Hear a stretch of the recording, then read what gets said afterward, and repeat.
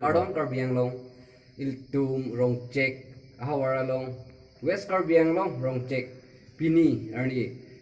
kulat kangpu cheng arni lo lapen iltum bozar papat iltum juidun lo langdalangon lo lapen market lapen doan bepar business tuman sita ko ano ni ngarong aji pen kedam so result bang ke non iltu thek konong po non peklang pon thuli po so dun thuo bang ke pini kangpu cheng pen alam the bang ke lapon alo nili puponji bang ke non ke bang jilang apan ko ano ni kimi na ye pan bang si nili ke chuning ri pon thulo kardom nili hin ke Ardau dan mari tu nasi la pulau lama ke pini kolat kampu ceng bang ke pini first lo nasi kolat kampu bang lang mesen lapen pini nili ni tang samping lo lapen pini bozar hoi ke do lapen le tum non prang ansu se kithi thu ye phan mang gori thu nengi nasi abuya bang thedung lo polo te tum ke do ke thak ta thang sik sa ga nasi ansu se ka pelang mi ye phan le tum kabor i bang ke nangji nasi ni bang ni ye ba la pulo muhet pulang linya kaningia sono nasi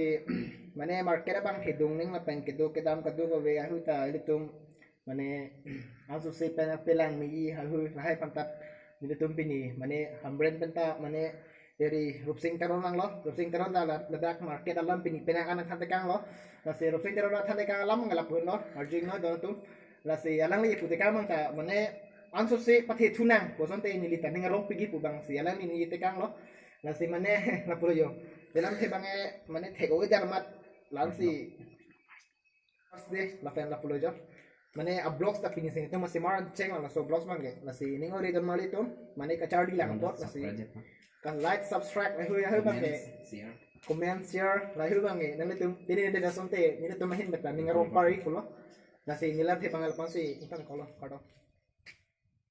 chalo dapat apa nilitum pen than bom alam the lalo la penon akulat along ke damje fansinil tum dam bom non kulat ta peklang pon bom lo la hen lo pini first akulat ke cheng silo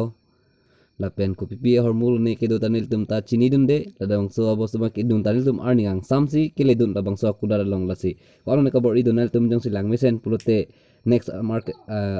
so akulat along nang dun je fansinil tum nang churuni pon lo la anso se la so market lo nang litum kelang banyo si lang misen polo tangte live subscribe bang ke tinire da sonte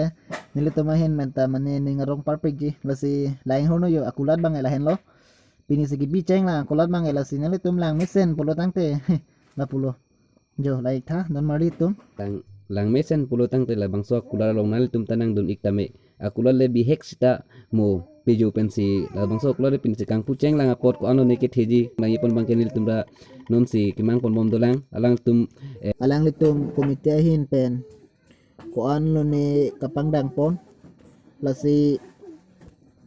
la so akulat along la si ilit alang litum tum ko an ma la so Hithi along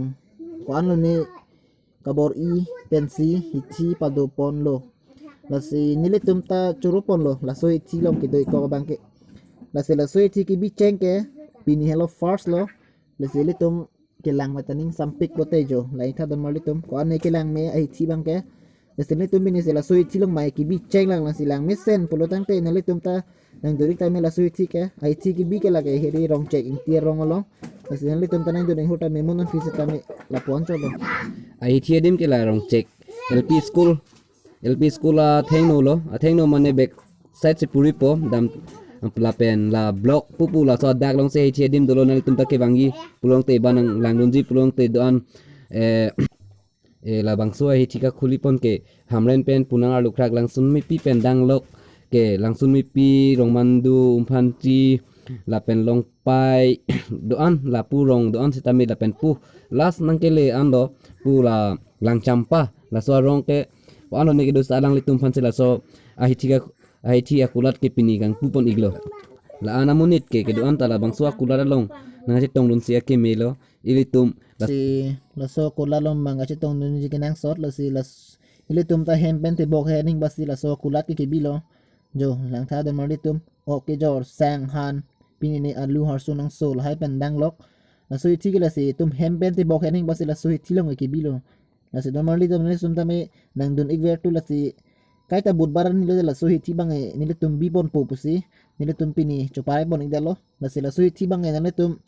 kai ta me tini ne det asonte nang dun verte nining ro par piji la se a video bang si lang mi sen san protejo la ikha aga do be soktar